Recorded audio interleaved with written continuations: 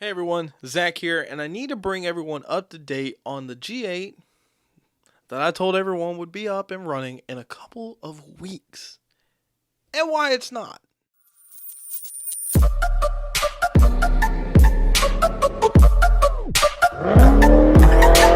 Alright, so don't want to kind of sugarcoat anything, but life is hard, man. Life gets hard, life gets in the way, and life does not care who you are. Things can happen to anybody, including myself. Um, about the time that I purchased everything for the swap, some stuff was happening in my life, pound you down, depression, work, everything that, um, just feeling alone, all this stuff. So of course, with buying the transmission swap and everything, I was like, that's what I need in my life. I need to take my favorite car that I've ever owned and make it not running. That's what I need to do. And that's what I did. It's been over 2 years now since it's been running. It's obviously not because of the trans swap. It kind of is because I did sell the 6L80 out of it pretty early on, but there's a timing issue with it. I snapped the melling plate that was in it, so I got to change that, and that kind of was like, I'll just buy a TR6060 swap and do that. It'll take a couple weeks and we'll be back on the road. But like I said, life happens. A lot of stuff comes at you fast, and you just don't ever know like what's around the corner. Luckily, in mid 2023, I kind of picked up myself and was like, you know what, like can't be feeling sorry for myself anymore. Got a different job, so I was able to one get paid more, which is nice. Two, I was able to see my daughter a lot more and more frequently, and getting all that stuff. And then three, I met the love of my life, and I've been married going on a year and a half now. So it's crazy. It's crazy how quickly life can actually turn around and be great. And no matter how far you've been knocked down, if you pick yourself up and believe in yourself and um, have a good support team around you, um, you can do anything. Um, so that brings us to kind of today. But if you see behind me, that little green machine right there, I got to talk about it for a minute. I bought that car shortly before I got married in September of last year. Actually, no, September 2023 is when I bought it.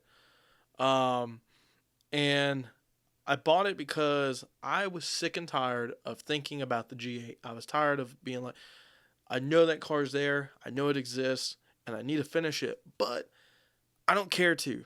And I've always wanted one of these cars. It was a 2015 NC Miata or MX5, whatever you want to call it. It's a PRHT, which is a power retractable hardtop, and it was a club trim level. So it's like the sporty version. Cloth seats, LSD, a couple other random little Mazda things that you guys probably don't care about. But typical Zach fashion, wheels, tires, suspension stuff. Couple OEM plus tidbits in there, and some Morimoto fog lights there and right there. um, and obviously, that's not a factory color either. That's a KPMF dynamic line metallic. I was actually talked into that color, and I wasn't sure how to feel about it at first. It's very loud. Um, I've mostly for my life have bought black, white, silver cars until this one and this burgundy, and so it still looks like my grandma's Buick, but it's not obviously. And then this thing, it's silver underneath, but I made it look like Kermit. So, or as Chris Bolt said, Little Dill. So that's that whole thing. So again, that I bought that to kind of shy away from the whole G8 thing, and because I was like, you know what, like I have a manual car right now with the Miata, and I can just go throw a 6L80 back in the G8, have a fun cruising car, and call it a day. But every time that conversation kept coming up and I kept telling people I might do that, they just looked at me funny. They're like, yo, you're $7,000 into this swap. Do it. Do it. Um, so that. Um, Also, fun fact. My wife, she loves that car. She wasn't nearly as upset when I sold it as I thought she would be. I was actually more upset. Honestly, it was a month ago when I sold it, and I still feel like, dang man, like, I shouldn't have gotten rid of that one. But it had to go, because if I didn't get rid of that, we wouldn't be talking about this one right now. So this car had to go. But let's talk about the G8, because that's what we're all here for, right? Um, so as far as like an update on the car, there's not really much of one. Pretty much where I left off with the clutch pedal install is where we're at today. But I do have a few things I need to share. So I did buy some six piston Brembos for up front. There's motor mounts, front suspension top hats, a couple other little things, new timing set for the motor. Uh, there's a Series 2 trunk, because I will be getting rid of my normal trunk, because I like the Series 2, the little bump out thing. Big fan. No wing on it. I will not be running a wing. So that's going to be a thing. I feel like there's something else. The side skirts, the Maloo style side skirts, I have those still. Um, and then I feel like there's something else, but I just cannot. Must not be important. So yeah. Um, Biggest thing on the transmission update is the trans mount. So I don't think I have a picture anymore, but I know I sent a picture to someone years ago about this. And the plates that are holding it together, yeah, it'll hold it, but I just don't feel safe with it, like banging gears, going to the tail of the dragon. If I want to drag race it, like I don't feel good about it. Will it work? Probably. Will it hold the power? Probably. But want I don't want that. That's not what I envision. That's not what I want. So I forgot where I got these plans from. They were emailed to me a long time ago. I no longer have the email. I do have the plans though. I do know that these came off of the Caprice page, so I'm gonna have to go back, find out where I got these from, and message the guy and be like, hey, like, is there a way like I can like link these to somebody? Because if I put these out here for you guys, and you guys are like, hey, send me those files, I don't want to be the jerk and be like, no, they're my files, because I don't want to gatekeep anything about this swap. I any materials I use, any parts list or anything. If you've DM'd me on Instagram, like I will have a full on conversation about this swap. I will tell you any torque specs or parts or whatever. Like give you my opinion on stuff. Um, and again, thank you to all those who have reached out to me for any kind of information or help or anything on this swap. So feel free to do that again for anything, or if you haven't, feel free to reach out. I'm here. Reach out whenever. But let me quit talking and let me show you what I have. So I took the CAD files, I sent them off to a website called sendtocutsin.com. And this is what I got back. I'm only going to show one because there's this one and then you'd have the other one. I'll show them both. Just kind of makes sense. I got both. Okay. So obviously they'll bolt into the car. They will bolt in. The top obviously faces forward. The back here, there will be a 1.5-inch pipe that will weld on.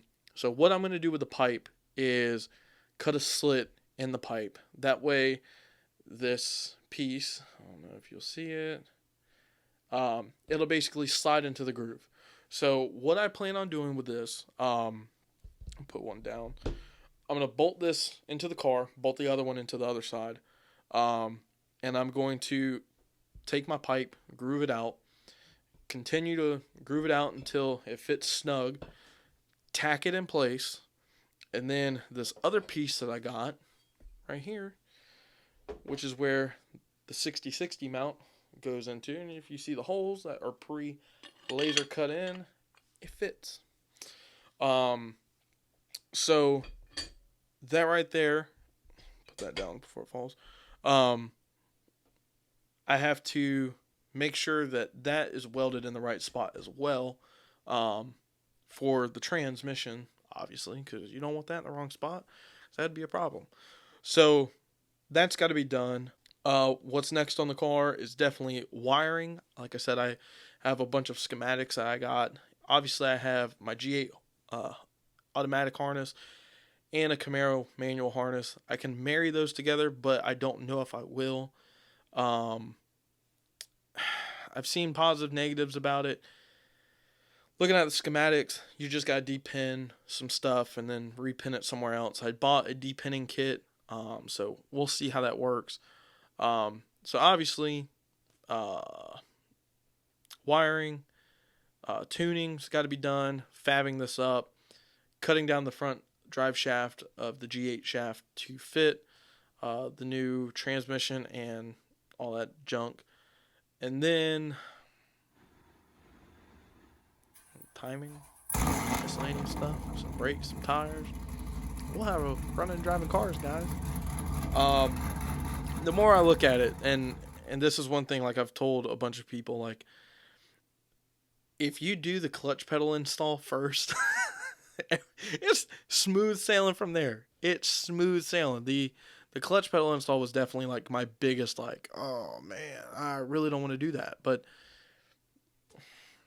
it's not that bad. It's not that hard. But smooth sailing from here. Fingers crossed. Um, I don't want to put a timeline on when things will come out. Like, man, like I'm excited. I'm excited to talk about this car again. I'm excited to get this car back in my frontal lobes and start talking about it and really just getting hyped for it. And I got a couple of guys at work because I work with some fab guys and like they're eager to like really weld this stuff together and they see the car and like I've shown them videos and pictures and stuff like that and they're like, man, like that's gonna be so cool when it's done. I'm like, yeah, it will be. So an overview for my whole process on this, and I don't know if I said this in the last video. When I finish this swap and I finish everything and everything is ironed out. There's no kinks anywhere. There's no lights on. There's no questions. Um, I want to go through. I want to price everything out and keep in mind, like I did not cheap out on this swap at all, and I'm still $7,000 in. I've seen some people be like, "Hey man, like I bought a used transmission, used SS shifter, used this, used that." And I'm like $6,800 in. I'm like, how? How? Like, have prices really gotten that crazy?